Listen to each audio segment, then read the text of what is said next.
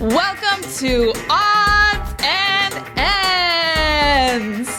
Hold on, no, you cannot steal that from video blogs, sorry. What? I thought I would try something new. I thought you would like it. That is recycled and reused. It is not new, honey. Fine. Welcome to Odds and Ends. All right, here we go. A man set a Guinness World Record by stacking 5 M&M candies. Oh, 5 M&Ms, 5 M&Ms.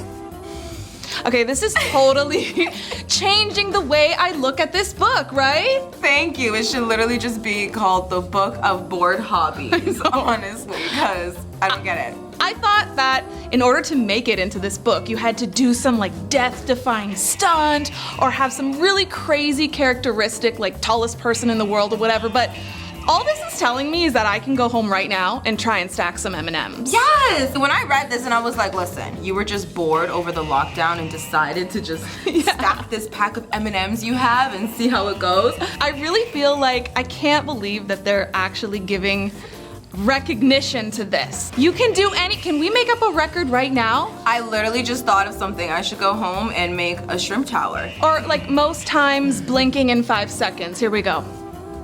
Okay, I just blinked like 10 times. Can I get into this book now, please? I'm gonna stack as many shrimps as possible and see how that goes. You'll see me in that book like by next week. Give them a call and be like, hey, I just stacked a bunch of shrimps. Can I be in your book? Well, he Googled it, right? Calling them shrimps? Aren't they called shrimps? They're shrimps. Why, what are they Why called? You just say shrimp. Oh. Oh, well, I mean, when there's a lot of them, aren't they shrimps? So 1 No. shrimp, 2 shrimp. 3 shrimp, 4 shrimp. You think you're gonna catch me on 4? Like my whole theory was gonna fall apart when you hit 4. Yeah.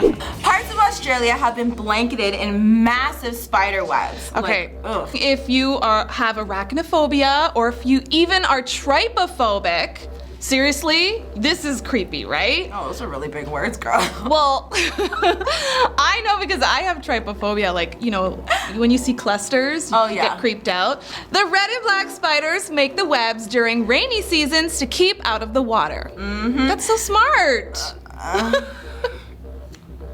Smart, but disgusting. I know it's kind of creepy. Like, you know when you walk into like a spider web and you can feel it on you, but you don't know where, and you're like, oh my God, Yes. get it off me. That's, I'm sitting here with goosebumps and trying not to envision it, but I can see it so clearly, and it is like right out of a haunted movie or something. Like, yeah. Imagine you wake up one morning, you're like sun shining, you look out the window, you're like, whoa, gonna die! Just stay out of Australia for right now, okay? Just stay out of there. Yeah. This is just too crazy for words. A web designer has named his baby Hypertext Markup Language, or HTML for short. Let's say it again. Hypertext Markup Language. So the Filipino man said unique names is a family tradition. His name is Macaroni85. And his sister's is Spaghetti88. Okay, I kind of like that. I really do. Like, I wouldn't mind my name being Spaghetti or Macaroni. Oh yeah, you definitely wouldn't. I'd kind of try and rock it. I mean, he does. In the article, they kept referring to him as Mac. And then what's the short form for spaghetti?